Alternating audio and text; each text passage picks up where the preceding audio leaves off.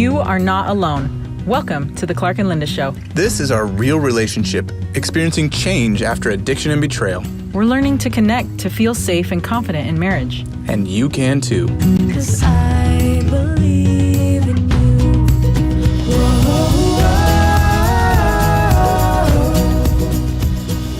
Welcome back to the Clark and Linda Show. All right, so just a disclaimer. We know that some people might experience addiction and betrayal in like the reverse order. So it might be that the wife is the addicted and the husband is the betrayed. But for our experiences in this show, we're trying to remember that, spouses could change. But because it's our experience, we just wanted to let you know that we're just going from what we know. And so fit it to where it fits in with your life, and hopefully it can help in some way, even if we confuse people. Cool. So today's show is titled Don't Taint Good Memories. So it might seem a little bit random or too early for some people if you kind of understand what it means. But this is something that happened to me kind of early on after D-Day. And Clark was willing to answer all of the questions that I had at the very beginning. He's still willing to answer questions right now. And so that was really good to have that honesty. And we talked about that in a previous episode. But then I'd ask him about different memories and what was going on before, during, or after those memories that had to do with his addiction. And I was basically trying to determine for myself like what was real and what was not real, and what was just something that I made up in my mind or something that really did happen. And so, I started kind of going through the catalog, and I think I also talked about how it felt like doing laundry and trying to figure out which memory was affected and which one wasn't. And so that was something that I kept doing at the very early stages after D-Day. And some of the memories he could remember what he had done, and some of the memories he couldn't remember if he had acted out or not. And so, research does show that if, since we're human, we like to suppress those bad things that we've done so that we can't, relive the shame or feel that shame, because we don't want to feel that shame. And so I do realize that, yes, there's things that you might not remember. And so that, although a legitimate, thing, obviously you didn't journal every time, that happened, it still left me with a bunch of questions and just a lot of confusion and chaos in my mind, trying to discern what was real, what was not real, what was a lie, what was truth. And so I remember coming to you and telling you what I was feeling. I said that it felt like sadness was touching all of Joy's bulbs, those memories. So you remember from the Inside Out movie. Inside Out movie, yes. And how sadness would go to touch those, and Joy was trying to protect those because she didn't want sadness to touch all her memories. What? Hey, sadness! You touched a memory? We talked about this. Oh, yeah, I know. I'm sorry. But it was a little bit worse, right? Because I didn't want that filth to touch those memories, but that's what it felt like was happening. It was like everything was just being touched, and it felt like I couldn't stop that from happening. And so I would ask you questions and trying to figure out what place they had in my mind. So anyway, I just wanted to see, do you remember when I expressed that to you, and do you remember what you said to me? I definitely remember when you expressed it to me. I'm trying to remember what I said to you.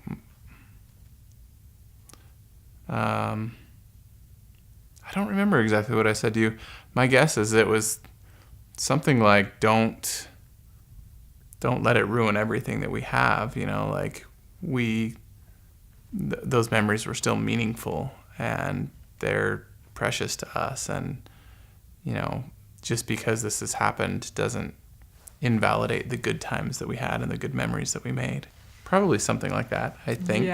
Yeah. He basically told me not to do that. He was like, "Don't do that," and I'm like, "What?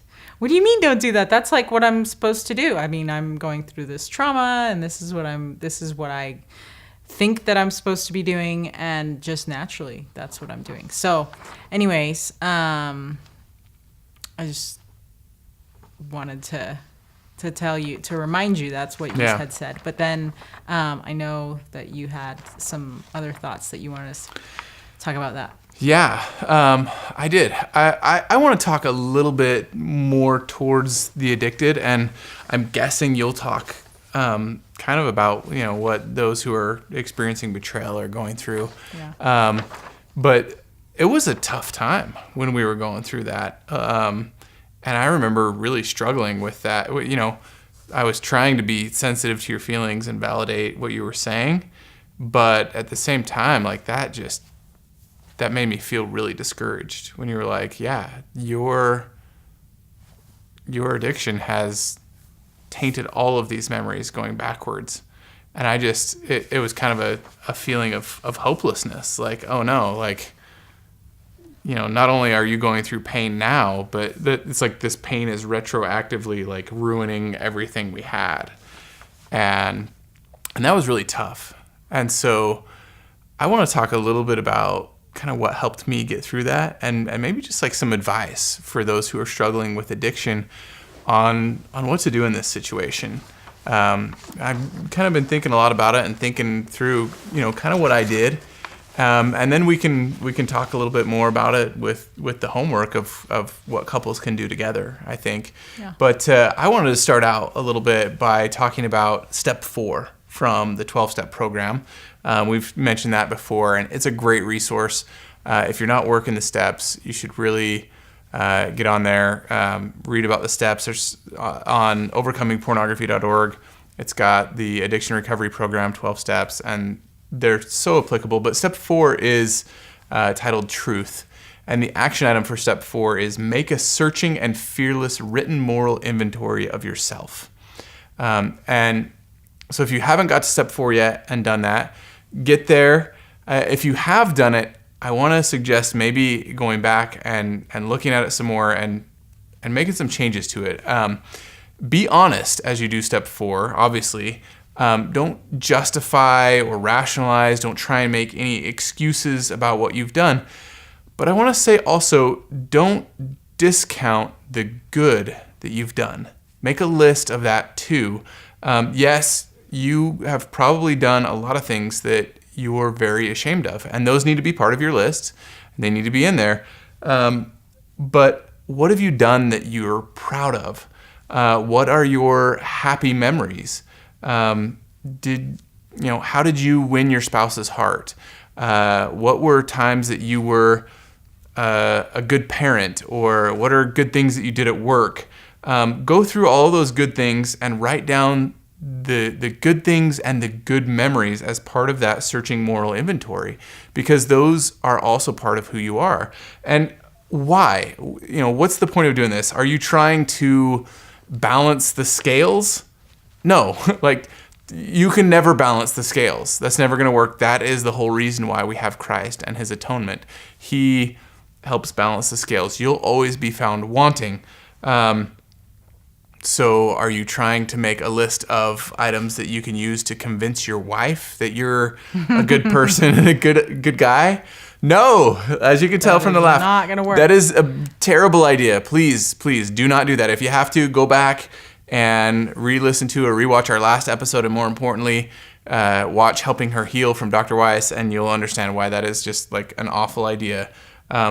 So what is the point of doing it? Well, let me tell you. Your spouse, as you go through step 4 and complete this honest inventory, your spouse is already in pain and trauma. And as you do this honest inventory and start to own all of your actions and take responsibility for those, it will cause her more pain. And like I said, I'm guessing Linda will talk a little bit about that, but her pain can lead you to feel shame and discouragement, especially because she might react with anger or cruelty or both or other negative emotions as you talk about these things. And even just talking about them is going to re-drudge up that shame that you feel. Like every time I talk about it, I still feel just a little bit terrible.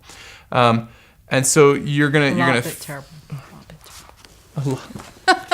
Yeah, well, I'm learning to deal with my shame. no. And the farther I get from it, the more I can face it. But if you get stuck in that cycle, it can start to lead you both to wonder if you're going to make it, right? Especially if your wife is saying like, I just feel like this has tainted everything. I don't know what was real, what I can trust. And you start to think, well, is everything I worked so hard for falling apart? Is all the time that we spent together for naught? Was it all just worthless? And I want to say no, it was not. You made real memories together. You did great things for each other. That's why you fell in love in the first place. There were and are awesome things about you that caused your spouse to love you. And as you go through these tough times, you need to remember that pain is part of the process. And the only way past the pain is through it. And so you have to have those difficult conversations. You have to be honest. If you try and cover up what you did or justify it or rationalize it, you're not going to get through the pain. So don't do that. You're not making this list to try and rationalize away what you've done. You're making this list for you to help you separate yourself from your addiction, like we've talked about in the past. It helps you not give in to discouragement. It helps you realize that those were good memories and they are valid memories. And it helps you humbly and tenaciously hang on to your real identity as a child of God and a being of infinite worth. So you remember in a previous episode, I can't remember exactly which episode, I think I talked about Satan's, there was a talk where they talked about Satan's main two tools are discouragement and pride. And both of those get us not to change. Discouragement because we think that we can't, and pride because we think we don't need to. So if we allow ourselves to get discouraged, we're succumbing to that temptation. It's okay to be disappointed in yourself. If you're disappointed, you fall down, but you can get back up again. If you're discouraged, that leads you to despair and to apathy and to give up. And when you look back on your life, you need to know that you're more than your addictions, and you need to be able to look forward and know that there's more for you. I'm going to just throw out a couple quick resources that helped me through this. One was a really short episode of the Betrayed, the Addicted, and the Expert podcast. It was they used to do these Friday 5 episodes. I don't think they do them as much anymore, but they were just like short little 5-minute episodes with usually just one of them talking about and there was one called "There Is More Good in You Than There Isn't," that Kobe talked about. That one was really helpful. I won't go into it, just recommend it. And another resource that I don't have time for is a talk by Elder Lynn G. Robbins called "Until 70 Times 7." And my main takeaway from both of those is that you are not your addiction. You're not defined by how many times you mess up. And that's not how God sees you. He will always give you more chances.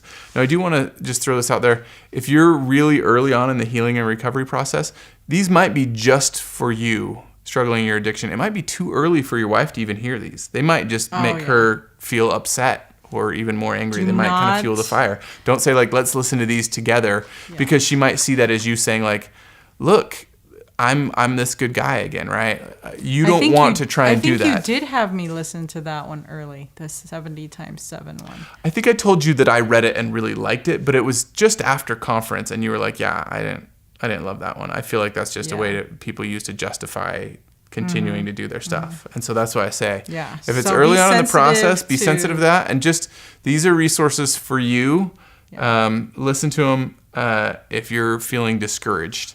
And I really love what Elder Cornish said in a talk from the October 2016 conference.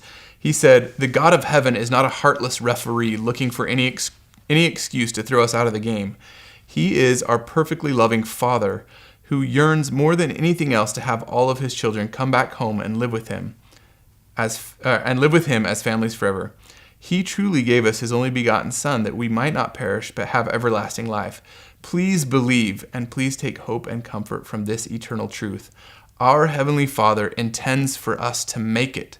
That is his work and his glory." And now, just to wrap up, I'm going to hit you with a succession of quotes. I won't attribute each of them to their author verbally because I want to kind of string them together for effect. But if you're watching on YouTube, I will put up who they're by. And if you're listening to the podcast, we'll put them in the show notes if you want to refer to them later. Most of these are from apostles, prophet, and general authority. So I'm just going to go. Keep trying, keep trusting, keep believing, keep growing. Heaven is cheering you on today, tomorrow, and forever. However many chances you think you have missed, however many mistakes you feel you have made, I testify that you have not traveled beyond the reach of divine love.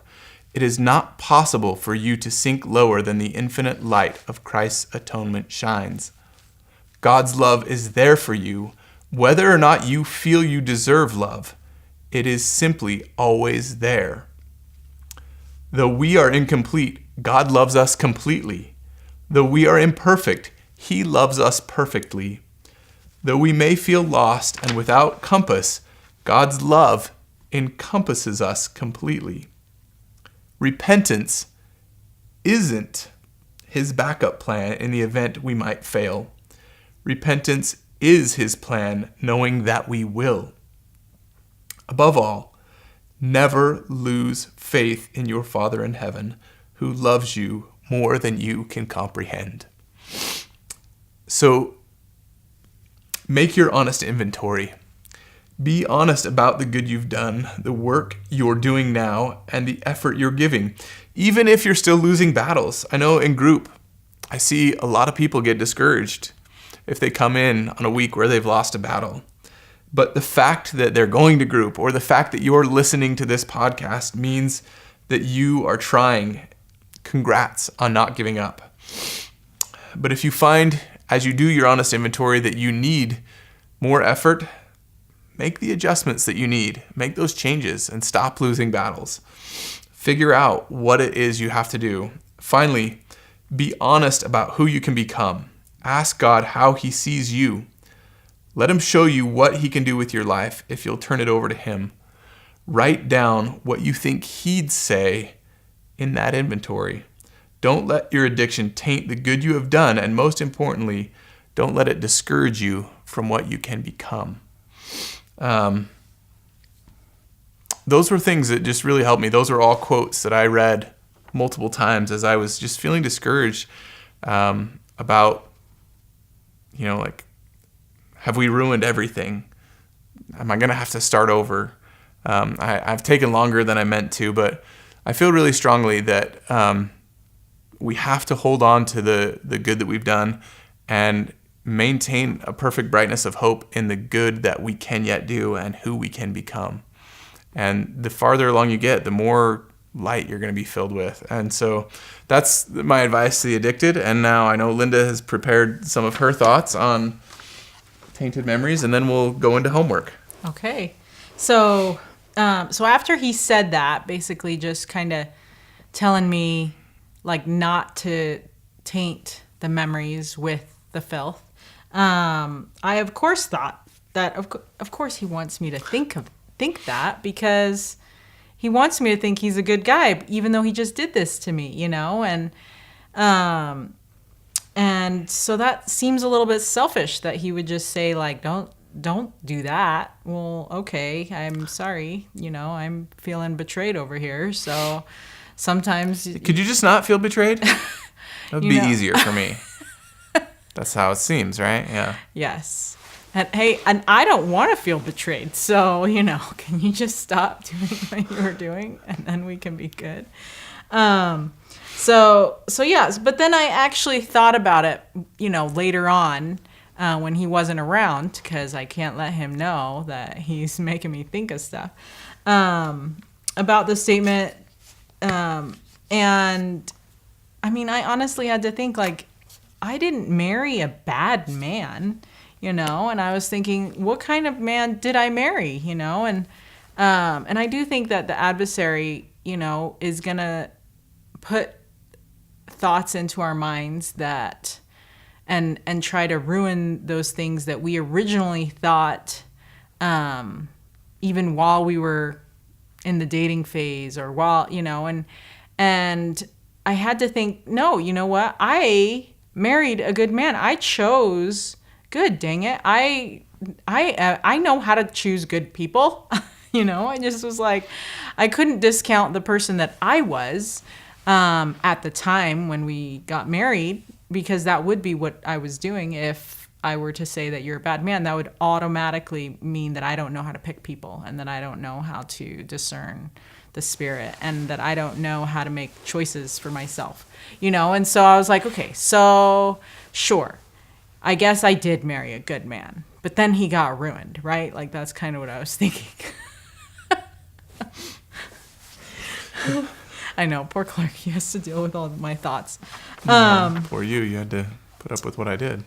So I did end up agreeing with him, and then I had to form this other equation in my mind.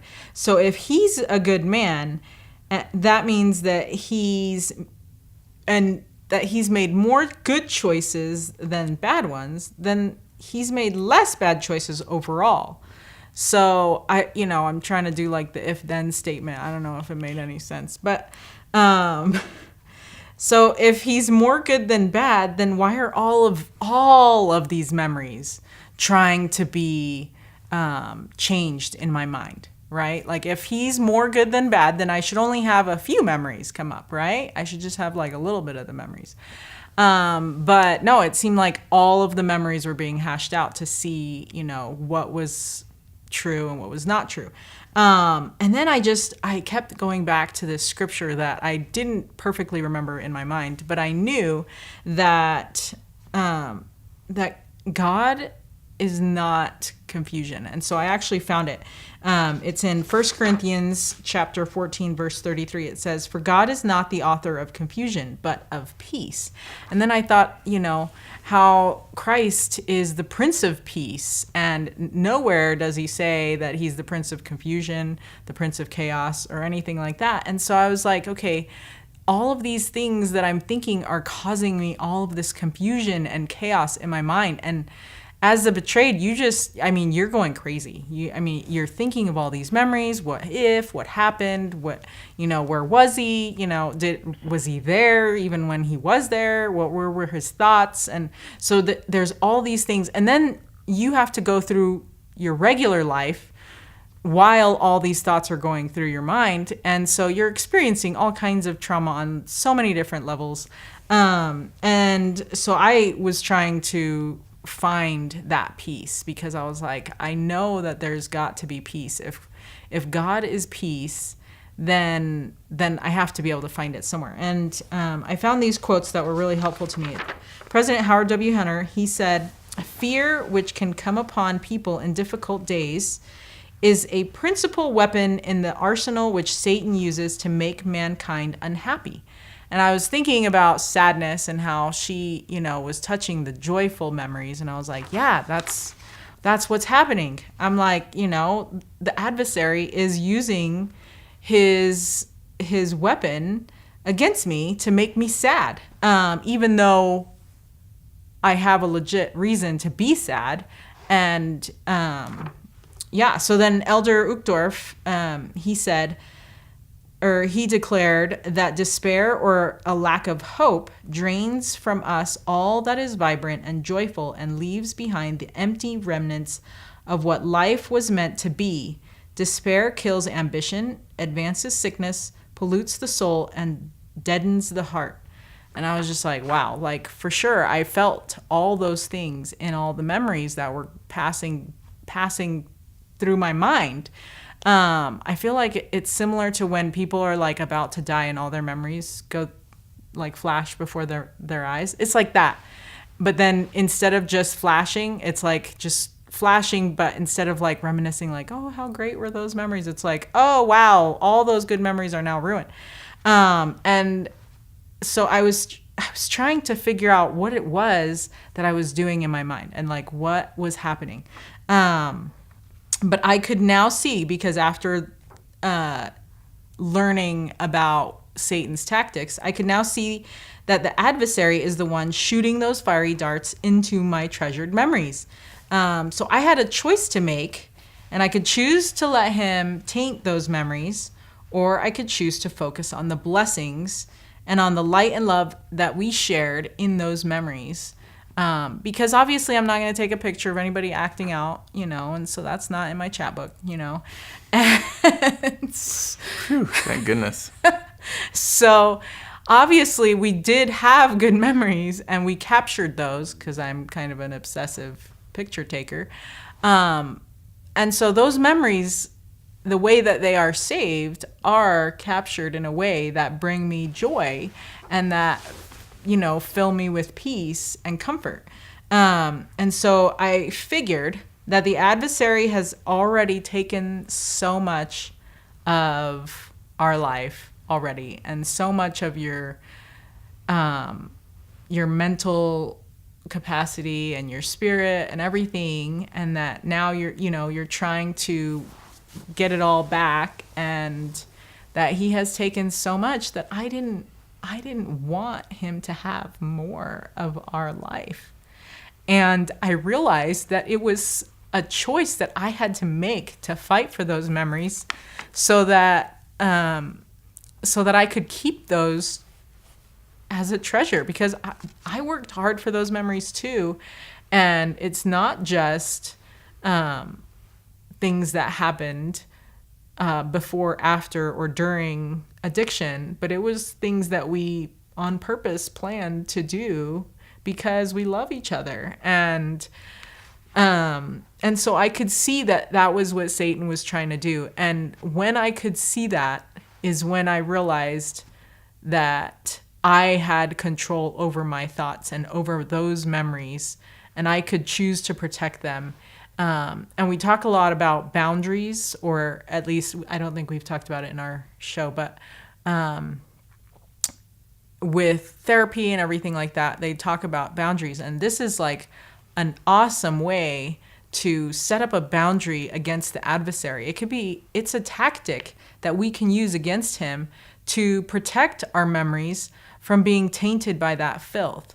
And it's not something that is going to come naturally. It's not something that we're going to be able to do automatically. But I love this talk by Brother Craig L. Manning. It's a BYU speech from January in 2017. He says, "Faith begins with how you talk to yourself."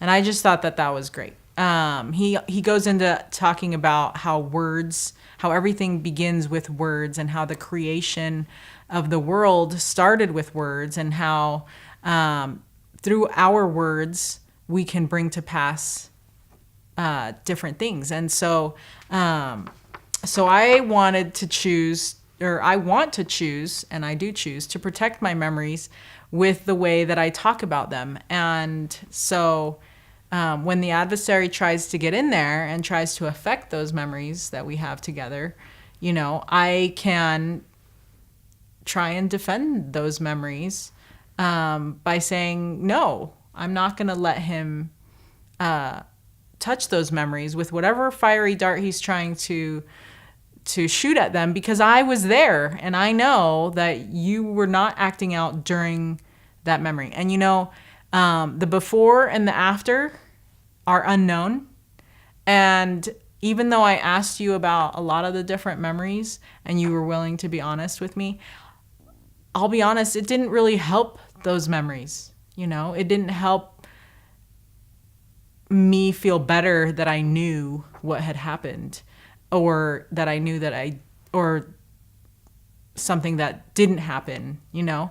And so the things that you don't know, those are things you can turn over to the Lord, because those are things that are irrelevant to the memory that you remember. And so I choose to remember the memory the way I have it. And then any kind of uncertainty or any confusion that I feel, I turn that over to the Lord and just tell him, you know what? I don't want to think about what happened before or after. I want to keep that memory safe, and I want to treasure it the way that I remember it, and I don't want it to get ruined. And so that's kind of my tactic against the adversary with memories. And that helps me, and I think it helps you as well, when I'm able to think more positively about the things that have happened in the past, because I do believe that you're a good man, and even though you made bad choices sometimes. And I know that President Monson, he says that our future is as bright as our faith. And so if we can have that faith that our future will be bright, then and without addiction, then we can move forward into that future and not allow the adversary to make things worse. So I love that. I love some of those ideas. It's some great tactics, right? Some great principles, but also some great tactics. I'm surprised that you're the one who came up with the power of words. I always thought I was the word nerd, but good. I must be rubbing off on you. It was Good work. Brother Manning. Oh, that's true. We better give credit where credit's due, right? No, that's powerful. I love that. So I have our homework for today, and it's probably pretty obvious based on what we've been talking about. It's actually kind of a two-parter today. So we've got one piece that's for those struggling with addiction, and that is just, if you haven't already, get to step 4 in the 12 steps. And even if you have, maybe go back and look at your honest inventory that you made, your honest moral inventory, and read all the material that's there on step 4, and do that inventory, but make sure you add in the good things, the good memories, the good that you've done, the good that you are. And I think often, that's one thing that I've noticed a lot is, in group or with people that I've talked to that are struggling with addiction, it really is this small portion of their life. Like if you were to add up the time, that's one of the things Kobe talks about. If you add up the time that is spent acting out, it's just a small fraction. And don't get me wrong, I'm not trying to justify that or make it seem trivial, because that small portion of time really can wreak complete havoc on your life. But don't let it overcome everything that you've done that's good. Yeah, we're not trying to diminish the sin, but we're trying to maximize the blessings. And I think that when you can focus on the blessings and be grateful, that's how you can fight against the adversary. Definitely, yeah. Because he doesn't Because it know is that, a serious sin, and it is something that needs to be taken care of, and you can't just Discount brush it, over it or sweep it under the rug like we did for so many years, because it will eat away at all you hold dear. So do not minimize it, but one of Satan's greatest tools is to continue telling you that you're worthless and that you can never get over it, and that everything you didn't count for anything. And don't let him do that. So that's the homework for those struggling with addiction. For couples, we want you to spend an hour talking about your favorite memories and how you're going to protect them. What kind of boundaries you're going to set up around those memories. Maybe you have to pull out some photo albums or chat books or something like that. But talk about some of some of the favorite things that you did together. Maybe it goes all the way back to when you were dating. Maybe it's How special your spouse moments. proposed. Yeah. That's really awesome. But spend some time thinking and talking about those memories and why you cherish them and why they're precious to you, and then discuss what you're going to do to protect those memories and keep them pure and how they make you happy. And I think that it can be a really good exercise and bring you closer together to talk through some of those. And so to wrap up, I'm going to put us on the spot here. Oh boy. I was just going to see if you have maybe one or two quick memories that you could share. If you were thinking of some of your favorite memories, it could be something big, it could be something small. Maybe we could just exchange a few back and forth, and then we'll call it an episode. Just kind of modeling, what people might do. And I'm putting her on the spot because this is the unrehearsed portion, right? You saw the rehearsed portion, and now we're just getting into putting you on the spot. Maybe I can go first if you don't have something that's coming right up. This one's so simple. When we were dating, I have this very clear memory of rollerblading down A1A in Fort Lauderdale. And just, we didn't have a lot of money for dating.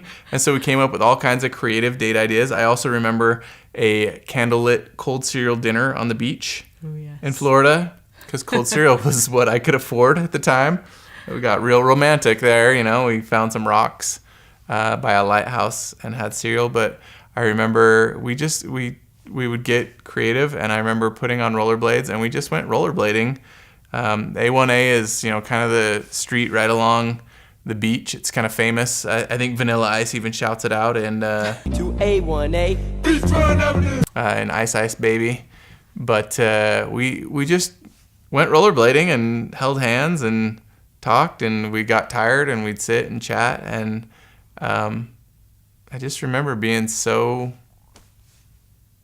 excited to be with somebody so cool that would go rollerblading with me and that would be willing to just be spontaneous and do something fun like that. And with this beautiful girl who was willing to go do fun things and didn't need to have big fancy dates or anything to impress her, and was just okay having fun and chatting by the beach. And so that's something, I don't know, I just always remember that date, and it was super fun. Yeah, I remember that too. And I always think you come up with the best dates. Super original. I don't know that I came up with that one or you never did. Never expensive, but yeah, it was, I love spending time with you. So something I remember is when I was pregnant with Faust, we decided that we wanted to take some hypnobirthing classes.